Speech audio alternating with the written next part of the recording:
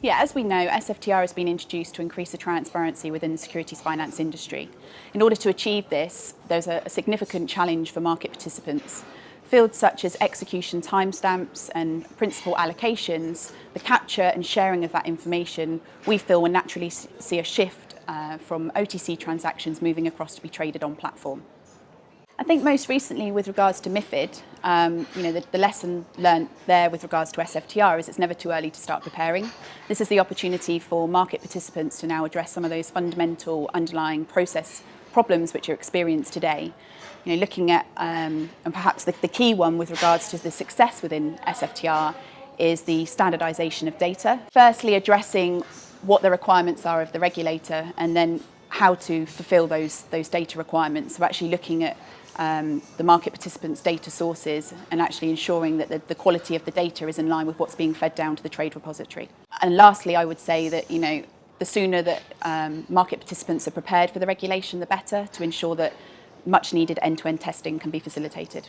So like Emily's already mentioned, in terms of the timelines to actually get started on your regulation, start now, involve the teams that have the expertise in the individual products. Too many people are focusing on the actual individual data attributes, but they need to understand how these products actually function out there in the market and understand how that plays down from a reporting perspective. So it's really important to get SMEs in those individual products, whether it's repo, securities lending, margin lending, involved in your regulatory reporting project or your SFTR project right from the start. And then that also feeds into the need to automate a lot of your flow, so they'll again have the expertise there and will be able to add to the conversations that you're having with vendors to understand, well, where can I automate my flow, whether it's on trading or whether it's on post-trade matching, all of which will feed into the sort of reporting layer down to the repository. We saw that under MiFID as more trading went on venue in order to ease the burden associated with trade reporting and the requirements around natural person data. When firms are looking at how they're going to implement an SFTR reporting solution, obviously one of the questions they're going to ask themselves is, should I build it or should I buy it?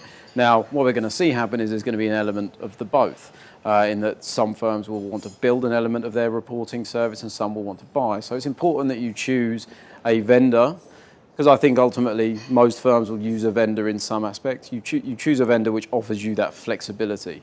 So the EquiLend and Trax solution certainly offers that modular solution to be able to select individual parts which you can fit into your existing infrastructure.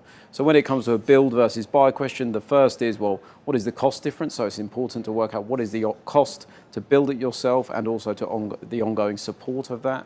Secondly, it is, well, obviously, what sort of vendor flexibility is there? What's the different services they offer? And thirdly, it's really what heritage do those vendors have in that space? The EquiLend and Trax collaboration brings together the relatively niche bilateral repo expertise, as well as the securities lending expertise from EquiLend, and then couple that with Trax's heritage in the reporting space means that we have a very good set of products and good set of expertise which will support our SFTR solution. And hopefully that's what clients will see when they go live with SFTR.